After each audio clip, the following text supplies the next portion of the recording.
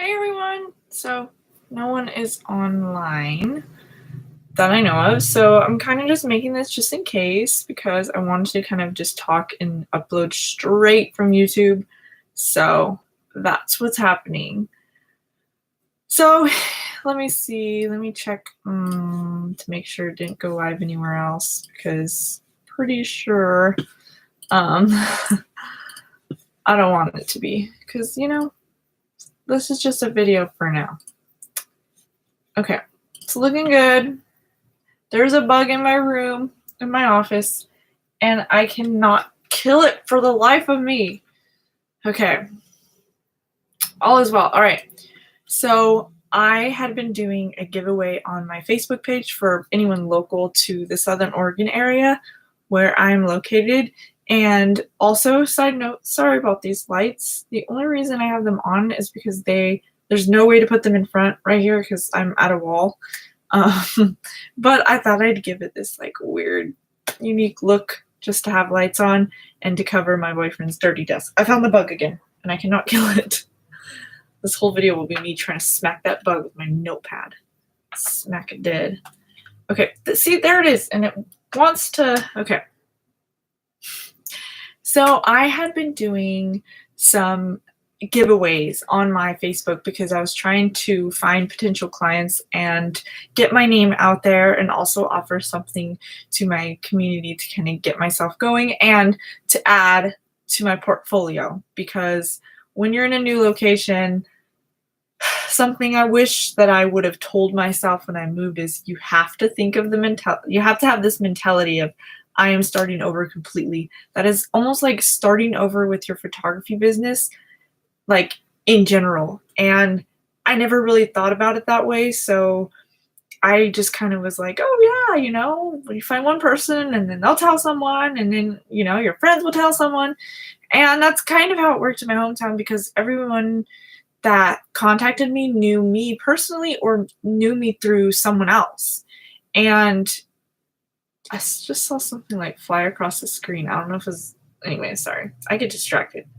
But, I was in my hometown, so people knew me, and people knew me through, my mom and dad or my sister or, just my family being there. And when you move, nobody knows you. And so you kind of don't exist until you meet these people. And I was shy at first. I didn't have a job here yet until like a few months later. And by the time I got a job, it was slow to make friends and like slow to even mention I do photography. And it took a while, but eventually people started to kind of find out. And slowly but surely, I was more open about it. On top of that, I started paying for Facebook ads on my Facebook so that I could somehow get people to kind of notice me, just hoping and praying it works. And then on top of that, I was paying Instagram. So I was trying to get ads out there because I was too shy to go out and talk and stuff. So I relied on these ads basically to get my name out there at least a little bit. And if I could have done that without spending that money, I would have, trust me. But I needed to figure it out, and I hoped that it eventually would come back to me, and the money that I lost in these ads, I would eventually come back. And people don't really think about everything that goes on in a photography business that aren't photographers, and they don't realize that, we are spending money to get this business going, to get it as a business in the first place, and to provide these professional pictures. I mean, we're spending thousands of dollars on our equipment, and then we're spending hundreds of dollars on either advertising or the website or whatever else we're kind of buying into this marketing area. And on top of that, we're spending loads of time setting up social media and keeping it going, posting new pictures. We're spending time editing, making advertisements, and all that sort of stuff. And a lot of hours are going into, just for at least one person to see it and say, hey, I'd like some pictures. At that point, I had already spent hours and hours just to get to that point. And so essentially they're paying when a customer comes, they're paying for the photographer to provide that quality, that service that they have been preparing for, basically. And that's the whole point of going to professionals, someone who did all the work for you, someone who bought the equipment for you, someone who has it all set up to do, that one time photo shoot for you, but they're able to invest in it because they should be doing, multiple photo shoots. So anyone who expects to be paying, a low amount of money on photos, especially the people who might have the mentality of, oh, it's just someone taking a picture. But that is not true. It's not just someone taking a picture. It's someone who did a whole bunch of work just to get your pictures out there, just to get you to have those pictures. And if you're not spending that amount of time, it might just be a hobby. And therefore, yeah, those people might be charging barely anything because they're not really spending much time in it. And, maybe a family friend said, oh, so-and-so has a nice camera. They'll take pictures for you. And then there you go. But that kind of takes away from the professionals who actually spend their time and their life trying to get that going. And it's hard for us because it feels like we're competing against these hobbyists. And right now it can be considered a hobby because I cannot make enough money to, do this as a living. There's the bug. I see it and I want it to just leave me alone. Anyway, but what was I saying? So yeah, I just kind of wanted to give that as a background or as some sort of knowledge to anyone who is not a photographer or doesn't understand, why does it cost hundreds of dollars and all that stuff. So there's a lot that goes into it. There's plenty of things online you can find from other photographers trying to explain this to non-photographers and clients, to understand, why am I paying, $300 or $400 or $500 on, an hour's worth of photos when, it doesn't seem that much, but it is. You're asking them for a lot. And if you want that high quality work, you have to expect to be looking at those sort of prices. Now, I myself, because I'm a photographer and I get my photos technically for free, a lot of work to do it, but I already spent money on my equipment, so I don't even know if they're free anymore. I guess my pictures technically cost me as much as I spent on all of this equipment. But bug, leave me alone. Either way, I've thought about it. I'm like, would I just spend $100 on pictures right now? I don't have $100 to spend on really anything. Actually, I probably have like $20 in my account right now. And that's not even a lie. I'm waiting for payday. But what I'm trying to say is, I may see that as something, I wouldn't want to spend on, but it's hard for me to think of someone who does not have that, ability.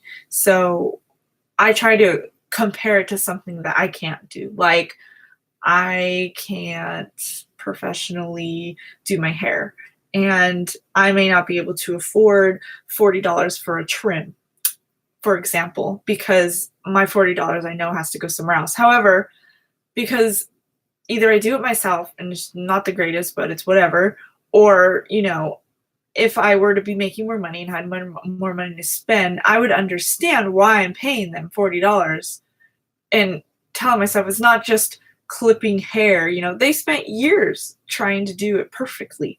They've spent time just to put you in there in your schedule and, just to make sure they have the right shears, I believe they're called, the right equipment. They spend time having that salon or having the area and the space to do it at, and the chair you sit in, like everything costs money and they're spending just to have that business going. And so you're technically helping them each time you spend on something like that. So just some thoughts. I actually was titled this video, a giveaway, but I, went off on that. It's okay. It's bound to happen. So back to the giveaway. I wanted to do something as well for, anyone who actually has paid attention to my work and has liked my work or liked some of my more creative stuff. And I wanted to eventually get some prints and do some print giveaways, because that's something that I haven't really ever done. I think I've done it once, but it was a long time ago. But I think it's really cool, like, for us to have, to still value, I guess, the print form, putting something on a picture frame or on your wall or a canvas or something like that. I even thought about possibly making a canvas someday of a creative image I have. So you really just never know. Sorry, I got a text. Anyway, so that's kind of the other thing I was going to say on giveaways. So I got the Facebook giveaway, which ends in about an hour, and I've got some other giveaways coming up. The newest giveaway that I'm about to release after I get this giveaway done and over with, I'm going to release a new giveaway, and I've been saying giveaway a lot, sorry. But I'm going to be giving away, sorry not to say it, a free engagement shoot, because I decided that I really do want to get into weddings a lot more than I have, and you know, that's something that I can see myself doing. I love weddings because I've always just loved the idea of a wedding, and then I never went to one until I started shooting weddings. And now I've been to so many weddings that it's like it's nothing new. It's weird. It's familiar, it's comforting. It's weird. When I go to a wedding, I feel like I should be working. So it's hard to actually attend weddings than it is to work at weddings. But I really want to be able to get into engagements, weddings, and proposals. And I also have a new service I'm going to be offering, but I'm not putting that out there yet because I don't want to say something and then, you know, not that anyone would just, maybe though, people might steal the idea. So I'm trying to keep my idea kind of to the down low right now until I start offering it and put the service up there and have examples of my work. So I'm not going to announce what this service is and what I'm going to be doing or anything like that. However, I'm excited. I already have someone willing to do a test run with me, and I'll probably find a second person to do a second test run. The first test run will be like, okay, how did I like it? Is it okay? And then the second one will be, you know, did it work out? What can I fix? And did I fix those errors? Did it go better the second time? And when I feel confident enough, I will really. It's bug, man. It's bugging me. When I feel confident, I will be able to post some sort of, you know, new service available and have the example of what I'm talking about. So there's a lot to think about for me. And on top of all of that, I love how there's no one watching this, and that's because I never announced that I would have a live stream, first of all. Second of all, I don't know anyone who would be aware of YouTube having a live video, so all is well. But was I finished? Oh, right. So the last thing I wanted to share before I go, because I'm about to go any minute now, is You Matter Stories. I have posted an about me video / not about me, but an about video. It's called We Are, and I just published a We Are updated version. I like this one much better. So it's just kind of a few little clips were updated, a few things were added, and a couple things were tweaked. So it's I'm going to be deleting the old one. So the only one on the channel eventually, on the You Matter Stories channel for We Are You Matter Stories should be the right one. So I'll also delete it from this channel. So this one has an old one as well. But I'm excited because I'm getting that going again. And if you are here and you are listening to this video, who knows when later, since it was live, but probably by the time you see it, it's not live since no one's watching it right now. But You Matter Stories, if anyone doesn't know what it is basically like a photo video company that I want to build. And one day I would love for this to, you know, be some sort of production company, I guess you could call it. And we tell stories, and these stories are from the people in the image and from the people in the video, and they share something about themselves, and it lets you get to know that person, and it puts their story to their face. And the problem I wanted to solve is for anyone who judges people based on their image, that we really learn that you don't know someone until you get to know them.